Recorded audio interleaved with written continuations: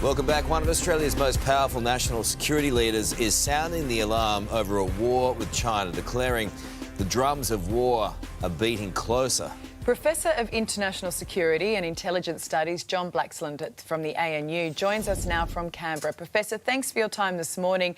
Chilling words there from our Home Affairs Secretary, Mike Pizzullo. Yes, indeed, Ellie, and it is chilling, but it is sobering, and it speaks to a phenomenon that we in Australia have kind of been struggling to get our heads around, because we've seen competition and contestation emerge. We've seen cyber attacks, we've seen foreign direct interference, we've seen anti-satellite attacks, we've seen stoushes in the South China Sea, we've seen China assert itself on the line of control in the Himalayas. Nothing to see here, right? Everything's going to be okay. It just the Chinese Navy, Air Force, Army, Space Force have been growing at exponential rates. And when intelligence analysts look at this kind of problem, they think, well, what are the key fundamental components? You've got capability and you've got intention. Capability has been going up very high. Intention, well, the rhetoric is getting pretty bloody spicy, pardon the French, in there as well. And what we're seeing, therefore, is inside government bureaucracy a recognition that the stakes are getting higher and things are being seen in more stark terms. But we've had a post-Cold War era, 30-odd years or so, where everything's hunky-dory, right? Nothing to worry about. But and this we've got is a boutique defence force. You'll admit this is a dramatic escalation. And Mr. Pizzullo, everything I hear about him is that he is hard, he's direct, and he's quite popular inside the community. He says, send off our warriors to fight the nation's wars.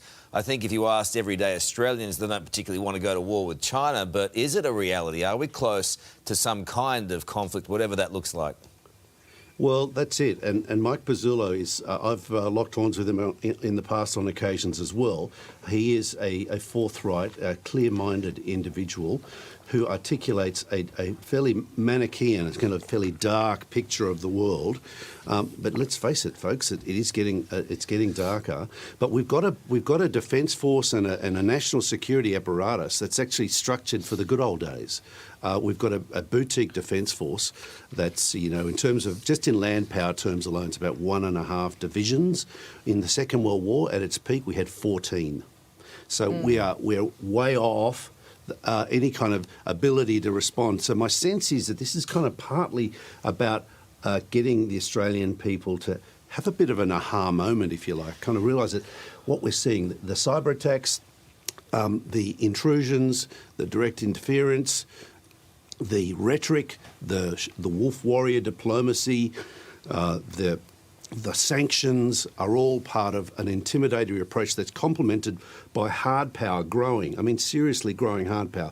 The number of ships that the Chinese have in the South China Sea, it's mind-blowing. And they're intimidating the Philippines, Malaysia,